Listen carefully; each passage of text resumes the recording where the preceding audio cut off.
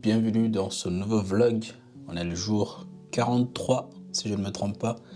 Il est 5 heures, j'avais un peu de mal à dormir donc je me suis dit autant se réveiller et commencer la journée un peu plus tôt que prévu. Donc là je vais faire le montage de la vidéo d'hier.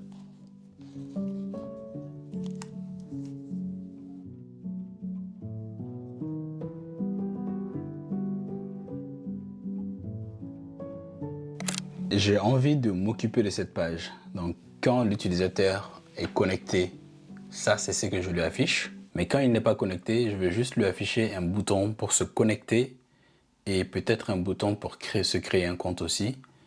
S'il n'en a pas, donc il faut que je sache si la personne est connectée ou pas. Donc je pense que c'est ici que je dois, à chaque fois que la personne va ouvrir l'application, je vais essayer d'appeler cette route-là, la route GetMe, qui est censée récupérer les données de l'utilisateur connecté avec son Access Token. Attends, il faut que je réfléchisse un peu à l'algorithme de comment je vais faire ça.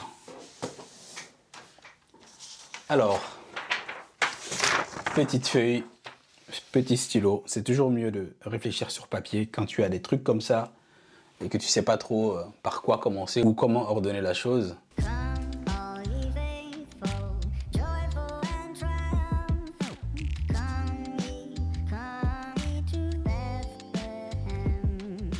Donc là, j'ai 6 étapes. La première étape, quand l'application sera ouverte, je vais récupérer les tokens que j'ai sauvegardés en local. Donc je récupère le Access Token et le Refresh Token. Si je n'ai pas de token, je sais que la personne n'est pas connectée, donc je ne m'emmerde pas à faire tout ça, tout ce qu'il y a en dessous. Mais si j'ai des tokens, je vais essayer de récupérer l'utilisateur, les données de l'utilisateur avec son Access Token, donc la route GetMe. Donc si ça c'est OK, ça veut dire que l'utilisateur est connecté, le token est encore valide. Mais si ça c'est KO, ça veut dire que l'Access Token n'est plus valide. Dans ce cas, je dois faire une nouvelle requête au serveur pour vérifier si mon Refresh Token est valide.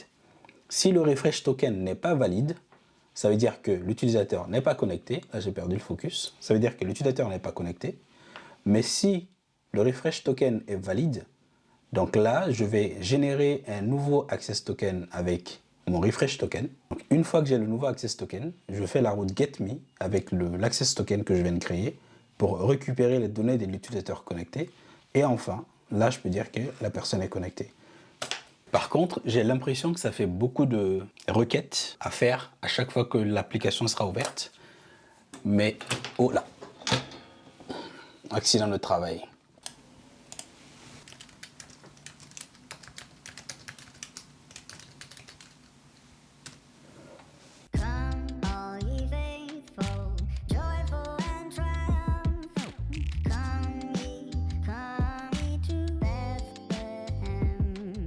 Là, il est 23h57. J'ai pas beaucoup pu avancer aujourd'hui parce que j'avais vraiment beaucoup de taf. Mais j'ai plus ou moins terminé la logique de la gestion du token, des tokens. C'est pas encore implémenté front, mais je pense que demain je pourrais tester ça. Donc, comment ça se passe? Ça, c'est mon Dio Interceptor. Et j'ai ce callback qui est appelé si on a une erreur quand on fait une requête au back. Systématiquement. Donc ici, qu'est-ce que je fais? Donc là, j'affiche juste dans la console l'erreur et après, je regarde le code erreur. Si c'est 401 c'est unauthorize. Donc je sais que c'est parce que la personne n'est pas connectée. Donc là, ça veut dire que mon access token a expiré ou mon access token n'est pas bon. Donc je regarde, est-ce que j'ai un refresh token qui est sauvegardé en local? Si il n'y en a pas, donc c'est nul. Dans ce cas, je lance l'erreur. Ça veut dire que j'ai pas de token. Il faut que la personne se reconnecte. Mais si j'ai un refresh token, je vais faire appel à cette route-là, auth/token, qui est cette route ici, et je lui passe le refresh token. Donc cette route fait quoi? Là, je décode le refresh token, puis je regarde si la date du refresh token est inférieur à la date de maintenant. Si c'est le cas, ça veut dire que le token a expiré. Donc, je renvoie une erreur 401. Tu peux pas te connecter ou tu peux pas accéder à cette route. Ou bien, donc si le token est valide, dans mon payload, j'ai l'ID de l'utilisateur, normalement. Donc là aussi, si je n'ai pas l'ID de l'utilisateur dans mon payload, je dis qu'il y a un problème, tu n'es pas autorisé. Sinon, je récupère l'utilisateur dans la base de données avec l'ID que j'ai récupéré dans le payload du refresh token. Et donc, je récupère l'utilisateur et je crée un nouvel access token avec l'utilisateur et je renvoie ce access token. Donc, en gros, côté front, ensuite, donc si j'ai le résultat ici, je récupère le token, je le sauvegarde en base et je refais la requête ici. Normalement, ouais, c'est ça. Je refais la requête ici en mettant à jour le header avec le nouveau access token que j'ai récupéré. Et s'il y a une erreur, bah, là, je renvoie juste l'erreur. Ça veut dire qu'il faut que la personne renseigne ses identifiants pour se connecter, pour qu'on ait un nouveau access token. Donc ça, c'est pour la logique côté front. Je n'ai pas testé côté front parce que je ne l'ai pas encore implémenté côté front, mais côté back, ça fonctionne. Si je viens dans le backend ici, ça c'est un utilisateur.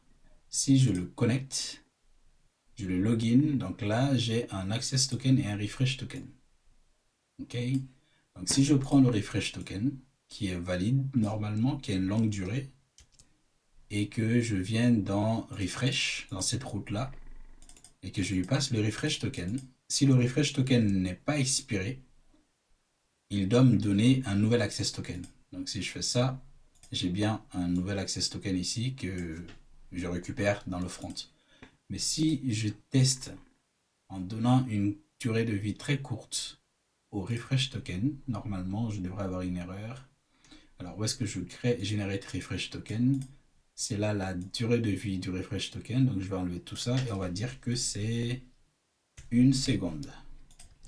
Donc là maintenant, le refresh token va expirer très très vite. Donc si je m'authentifie encore pour avoir un autre refresh token ici, dont la durée de vie est 1 seconde, donc normalement elle a déjà expiré. Donc si je viens là et que j'essaye de récupérer un nouvel access token avec mon refresh token, là je dois avoir une erreur, c'est ça, JWT expired. Donc côté back ça fonctionne, il ne reste plus qu'à l'implémenter côté front et normalement ça devrait être bon. Vendredi je travaille pas l'après-midi, donc je pense que demain j'aurai la possibilité de bien avancer. Je vais essayer d'aller à la salle dès le matin, comme ça j'aurai toute l'après-midi pour coder. Bon, je vais me coucher.